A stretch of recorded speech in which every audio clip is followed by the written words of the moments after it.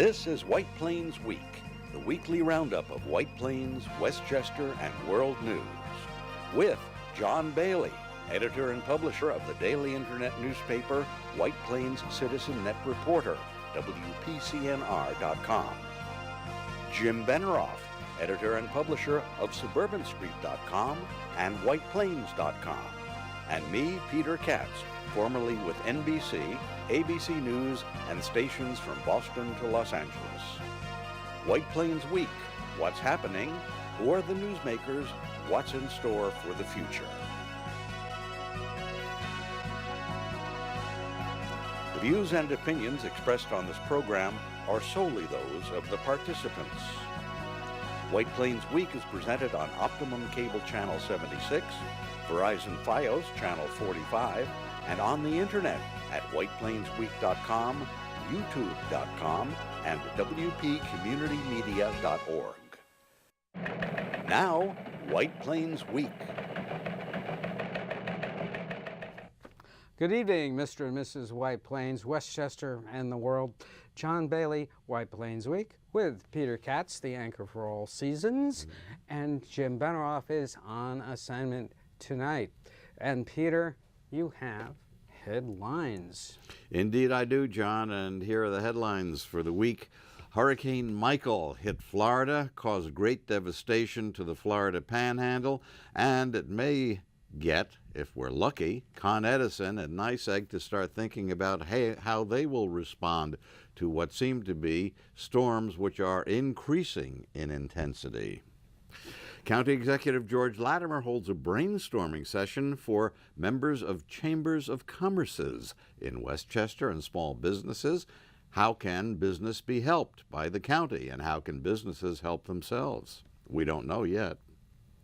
John Nuklevic challenges David Buchwald for the Assembly District, and that's unusual for Buchwald to have a challenger in the race for state assembly. A Republican. Yeah, they have a debate coming up October 23rd. Real estate in the third quarter, well, not what we were hoping for. The latest numbers indicate that prices in Westchester are going down. Sales in Westchester are not quite as good as they are across the river, where houses are less expensive in Rockland and in Orange County, and even up the line in Dutchess and Putnam. Right. But Westchester, not so good in the latest round of numbers to come out, and we'll take a look at those numbers. Cut scores in new assessment tests are a mystery. Big swings in the passing level brackets creates false sense of security. You want to know what that means? Stay tuned. Justice Kavanaugh. They don't either. Justice Kavanaugh is now on the Supreme Court. Video and audio recordings apparently exist showing the murder of Jamal Khashoggi, who is the Washington Post columnist who disappeared when he went into the Saudi consulate in Istanbul, Turkey. Murder of a crusading reporter in Ruse, Bulgaria comes 24 hours after she does a television show critical of the Bulgarian regime. Here in Westchester, the League of Women Voters says that they managed to register 63 students as new voters at 3 colleges in White Plains. County Executive Latimer signs a paid sick leave bill, and we will see what it's like as autumn descends upon Latimer's Westchester. Finally. Well, actually, the leaves should really start turning dramatically, because we have had a wet period followed by a cold snap. The cold front moved through, and the temperatures are dropping even as we speak. And it's that change in temperature after a wet period that causes the leaves to turn color dramatically. We will see what happens in the next few days. Yes. Thank you, Dr. Katz, our staff meteorologist. Yes, indeed. It's made a lifetime study of You need these some things. meteorologist on staff because of what's happening. Yes, let's take a with look. The storms. Look at on the that. left, you see a satellite photo. You see just how huge Hurricane Michael was. And one thing about it which took even experienced meteorologists by surprise was the rapidity, the short time span during which it intensified, going from a Category 1 to a Category 4. In about 24 hours. Yeah, just you know, in the period. 1 to 3 to 4. You usually don't see that happening. Yeah. And there has been a new study released which indicates that a small, very small rise in water temperature in the Gulf is responsible for the intensity of this particular storm. Yeah. It is said that a rise of 1 degree Celsius can result in almost a doubling of the intensity of a hurricane. And the Gulf is always warm anyway. Well, they get but their now energy it's from getting going warmer. across warm water. And why have the waters on the Earth become warmer? It's called global warming. Yes. Even though we have a fellow in the White House who says it's a Chinese hoax.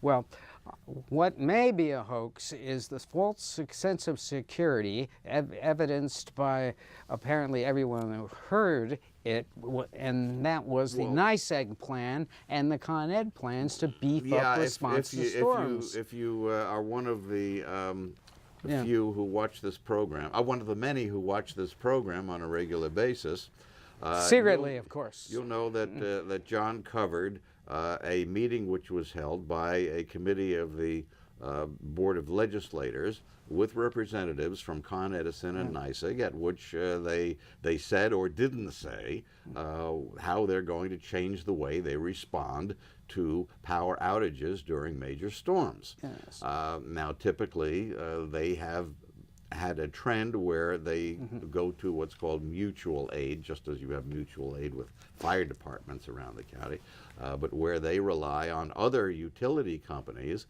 in other areas to have crews available to come into their areas when a storm hits. When you have a huge storm, remember that satellite photo that we just showed you of Hurricane Michael? This is a huge storm knocking out power over huge areas. You can't really do mutual aid of your utility crews. It's everybody when they have to go. shot. It's everyone. Yeah, Yes. everybody for themselves, really. 1,000 workers isn't going to do it. That's what Con Ed proposals. So, one of the first things that County Executive Latimer did when he came into office was to start people talking, to call Con Ed and NICEAG on the carpet for their response to past storms, or lack of response in past storms. But we still, months later, do not have a firm plan from Con Ed or NICEAG as to how they're going to deal with this. Con Ed had said that they're going to put on about the equivalent of 50 crews locally. Yes, 50 crews. 50 crews is not enough to make a dent. They had to bring in 2,000 at the last 10-day outage from out of town. Well, they may not be available at least for the next 3 months. It wasn't that many hurricanes ago when what Con Edison had assigned to Westchester as a regular assigned repair crew was a crew of 1. Yeah, I mean, quite frankly, I felt that there has been a deathly silence from the legislators and from the county and all the towns as to this plan that they presented 2 weeks ago. I was the only one that covered it. It was not, and the video was so bad that we couldn't use it. So, be that as it may, people have to look at this, and I think it's not enough. I think it's not enough. Well, Senator Chuck Schumer. Has he made any comment recently about that? Not recently, but Chuck Schumer expressed great outrage after the last failure, which kept people in the dark after a storm for up to 2 weeks. Yes. Where's the follow-up from Senator his power Chuck never Schumer? goes out, does it? Anyway. Yeah. But I mean, seriously, they have to pay attention to this, because if something like that happened this week in Florida happens here, the economy is shot, ladies and gentlemen. Well, you know, Shot. now that they've put up some drones, we've seen aerial pictures of what the panhandle areas are looking like. I mean, it's just huge devastation. And, huge areas have just been leveled. And people are dying now because of this. And we know people that live in Tallahassee, and they have no power. They're worried about their propane, and there's no gas. Some of the pictures that I saw coming out of the Panhandle area, you can't around Mexico City, and some of the other areas that were directly hit by the eye wall, it looks like what you were seeing coming out of Puerto Rico, and we know that well over a year later, Puerto Rico still hasn't recovered. I got to tell you, let's see how fast they repair this. It's not another thing I don't want to see. I'm tired of seeing press conferences with officials in their ties and their disaster hats, 40 people behind them saying, well, we're working hard. You're not working. You're holding a press conference. And I hate that. It says, oh, look how many people we got working here. Or maybe, they're not working. Or maybe they're talking. First ladies making trips to disaster areas and wearing designer clothes. Well, she should have a clothing advisor. She really should. I mean, that was not good taste. Speaking of which, she local did, stuff. She did an exclusive interview with ABC, and apparently it is quite something. She really opens up on various things and says that she is being unfairly criticized. Well, I think that she has been criticized a lot and mocked and all sorts of things said about her, and she has held up reasonably well, and maybe she's just not going to take it anymore. Anyway. What is not happening good is real estate. The quarterly figures came out from the Hudson Gateway Realtors. Association of Realtors. Yeah, right.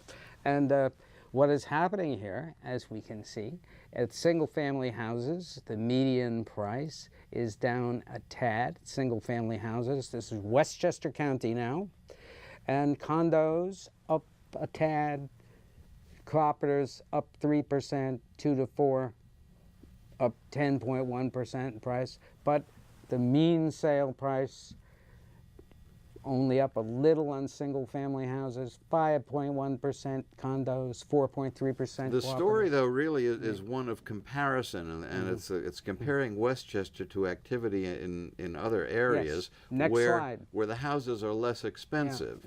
And for example, if you go across the river, to Rockland, where the median price is about $200,000 less than here. In Westchester, sales are doing just fine. People seem to be gravitating. Why is that? Houses are a lot lower priced, and now add to that mix the fact that the Fed has been raising interest rates. Mortgages are now up slightly above 5%. A 5% mortgage compared with, say, a 4% or 3.5% mortgage adds a couple of $100 a month to the payment on a typical mortgage. So there's not the incentive to go out and buy if you have to cobble together. Are we going to see a major softening in the housing market? That is the big question, and that's what you really have to keep in the back of your mind as you look at the numbers, which are showing on the far right. Look at the percentage inventory is down too. Inventory is down. Why does inventory go down? Inventory can go down because a lot of people are buying, or because people are not buying, and therefore sellers are keeping their houses off the market. Yes, we had some optimism that it was increasing at the last quarterly, but that was during the summer. Yeah. And now winter has come. So couple fewer houses on the market with lower prices, and you have a stagnant housing market. When you have a stagnant housing market, you have a stagnant economy. Yes, this was not as a very optimistic press release put out by the Hudson Gateway, Then, and they are usually very upbeat, but this was not. Now, there may or may not be something going on behind the scenes, but look at what has happened the past 2 days on Wall Street. You had an 800-point drop on Wednesday. You had a 500-point drop just yesterday. Today, there might be some end-of-week recovery, but then again, by the time the stock market closes, we're recording this show Friday morning, by the time the market closes Friday afternoon, we could see another big drop. Don't you feel that the Dow Jones Industrial Average is like watching a box score without the complete standings? You know, I mean, it is a panic button thing that fills time. The problem is that some people consider the Dow Jones to be a reflection of the overall economy. It's not really. It's a 30 companies. It's a reflection of right? Wall Still Street. 30 companies. Yeah, right? it's a reflection of Wall Street. Yes. Which is separate from Main Street, as we all know. Right. Now, the school cut scores came out, and there they are. Those are the passing levels put out for each of the 4 levels for the New York State assessment test. Now, what is interesting about this, if you look at these carefully, you will notice that there is a lot more leeway to get more people into New York State level 4, the top level, less leeway to get them into level 3, and then on the lower levels, there's tremendous, there's less gaps. So to my way of thinking, they're really cramming a lot of people up into and they still only passed 45% in the ELAs. You know, 45%. A lot of people don't pay any attention to this, Yes. And a lot of people say it's all meaningless mumbo jumbo. Well, they don't tell you how they come out the scores. And a lot of people feel that that the bottom line is that when kids get through the public school systems, they can't read, they can't do math, and they're not prepared for college. And well, that's what started all this testing in the first place. Certainly not prepared to go out in the world. Right. So. That's what they complained about. They tried to fix it. They haven't. So at any rate, George Latimer had a get-together with members of the Chambers of Commerce in Westchester, and there he is addressing this crowd. Next slide. That is the Director of Economic Development. And that's the Little Theater at the Westchester County Center. And this was to generate new ideas as to how we could generate more business and attract more business to the county. Well, you know, one thing that Latimer has done is promote the idea that tourism will bring in business to the county. And in fact, fall is the time of year when there are many interesting events and seasonal things going on that maybe will attract tourists. While we were recording last week's show last Friday, Latimer was with a group of people at the Harvest Moon Farm and Orchard in North Salem to promote tourism and to urge county residents to take advantage of all the things there are to do around here, going from the Halloween haunted house over at Playland to taking the kids apple picking, or leaving the kids at home and going apple picking by yourself. If you don't want the doctor to come, you have an apple a day keeps the doctor away. So we'll see what we can do to help discourage the medical industry from using us. So I'll hand it to my friend. Thank you. There you go. Make sure you have one for everybody. And I need an apple too. There you go. I'll get the apple back. On the count of 3. No, we'll just enjoy an apple again. Kevin, thank you very much for sharing this with us all. Of course. You want us to see us all biting? Getting close, getting close. Teeth. Let's hope these teeth hold in here, right? Okay, ready? Wonderful. Here we are. We're good. Natasha Caputo, who heads up our tourism and film. Natasha. The tourism industry is a major economic impact driver here in the county. It contributes over $1.9 billion. So this is our peak time. We welcome you and we hope to see you soon. That's a lot of money. Yeah, it is. And I haven't been up to pick apples or have apple cider even because it's been too hot. You know, Yeah, too hot. true. No. Now, As we predicted last week, Judge Kavanaugh got on the Supreme Court.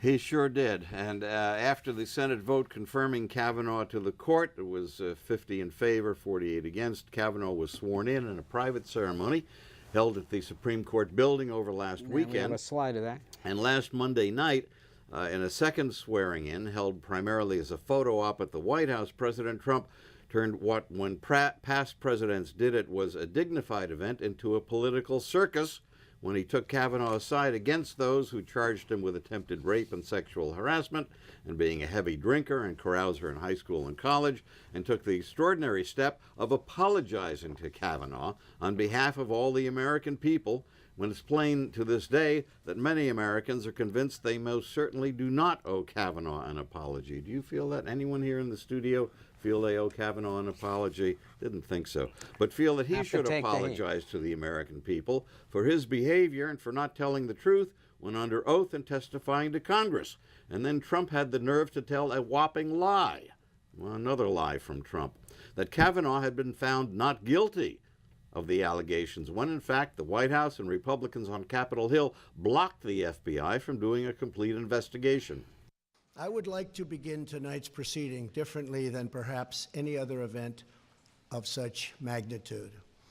On behalf of our nation, I want to apologize to Brett and the entire Kavanaugh family for the terrible pain and suffering you have been forced to endure. Those who step forward to serve our country deserve a fair and dignified evaluation, not a campaign of political and personal destruction based on lies and deception. What happened to the Kavanaugh family violates every notion of fairness, decency, and due process. Our country, a man or a woman, must always be presumed innocent unless and until proven guilty.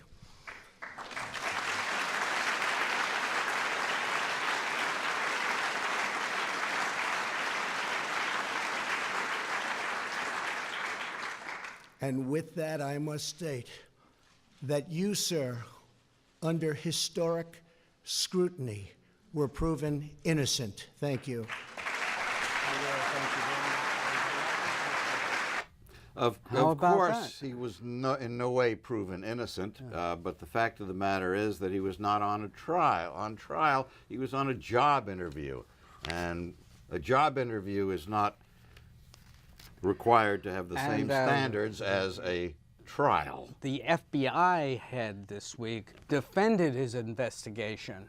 But we still don't know, we still haven't seen the instructions that the White House issued to the FBI, which supposedly severely limited what they could do. Why has the Trump administration, especially the White House, failed so far to demand answers and take actions against the Saudi Arabian government for killing Washington Post columnist Jamal Khashoggi inside the Saudi consulate in Istanbul, Turkey? Yeah, we have a picture of Mr. Khashoggi. American intelligence agencies reportedly have known since last Saturday that audio and videotapes exist which show a team of assassins at work inside of the Saudi consulate torturing and killing the Washington Post columnist. So why has the Trump administration so far done nothing? How about because the Saudis for years have been pumping millions of dollars into Trump's pockets? Even Trump himself admitted they've spent tens of millions of dollars on apartments in his buildings. Trump's son-in-law, Jared Kushner, has talked with them about investing $100 million in his real estate business. Since Trump has been in the White House, the Saudis have spent millions at the Trump hotels in New York and Chicago and the Trump International Hotel in Washington. At his campaign rallies, Trump has been egging on his crowds to chant, "Lock her up," but not just about Hillary Clinton. Now it's about U.S. Senator Dianne Feinstein, who was a leader in the calls for reopening the FBI background investigation into Kavanaugh. Trump is angry with Fox News because, you heard it right, he's angry with Fox News because they stopped carrying his campaign rallies in the entirety. Fox ratings apparently plunged when they cut away from regular programming to carry Trump's rallies wall to wall. Trump went ahead with a campaign rally in Erie, Pennsylvania Wednesday night, even though Hurricane Michael was ripping apart Florida's panhandle. When asked why, Trump told reporters that he didn't want to disappoint those supporters who had been waiting online since Tuesday night to get in, with some of them sleeping at the arena. Now, reporters in Pennsylvania could find no evidence that anyone was waiting online to get in Tuesday night or sleeping at the arena overnight. That's funny. Sources indicate that Trump's lawyers are preparing answers to 15 questions special counsel Robert Mueller has submitted for Trump to answer. Former Trump attorney Michael Cohen, who's cooperating with the Mueller investigation, has changed political party registrations. He's no longer a Republican, now he's a Democrat. Mueller's investigators reportedly have met with Cohen several times in the past few weeks, and he has been answering questions about the Trump campaign working with Russia on the outcome of the election. Dina Powell of Goldman Sachs has taken herself out of the running to succeed Nikki Haley as UN ambassador. Haley met with Trump at the White House after leaking her desire to get out of the UN and the Trump administration. Powell was Trump's top choice to replace Haley. Now, wasn't it Trump who complained about so many Wall Street people getting top government jobs when he was campaigning for office? If you thought Richard Nixon was an embarrassment on the Nixon tapes with all the four-letter words he used in the Oval Office, you should have been there yesterday when Kanye West was meeting with Trump. Even reporters who've heard everything were said to be blushing and reaching for their bleeping machines. Oh, my. Who else will be Donald Trump's friend? Okay, voter registration. We told you about the League of Women Voters of White Plains holding voter registration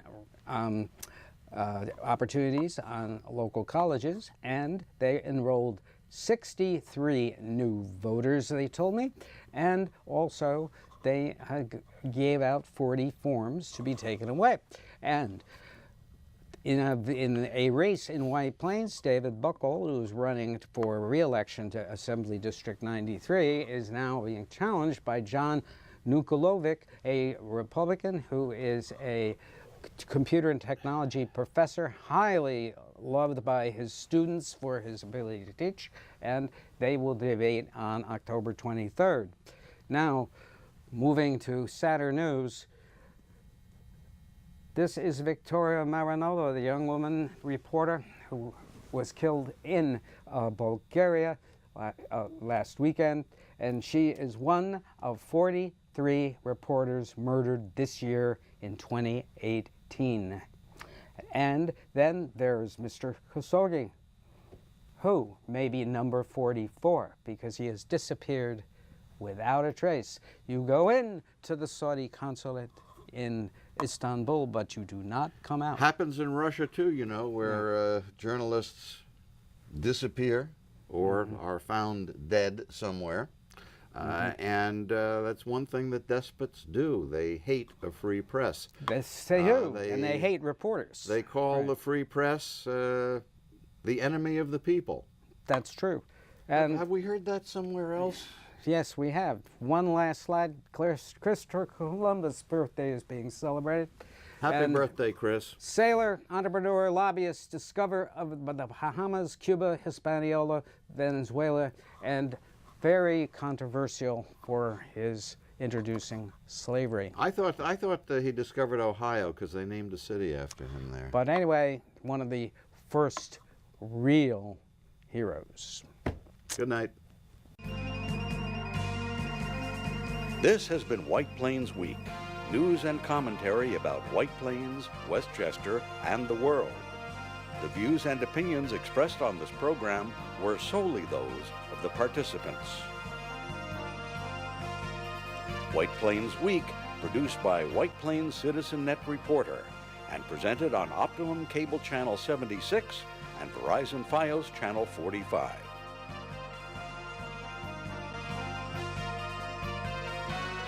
You may view White Plains Week anytime on the internet at whiteplainsweek.com, youtube.com, and wpcommunitymedia.org.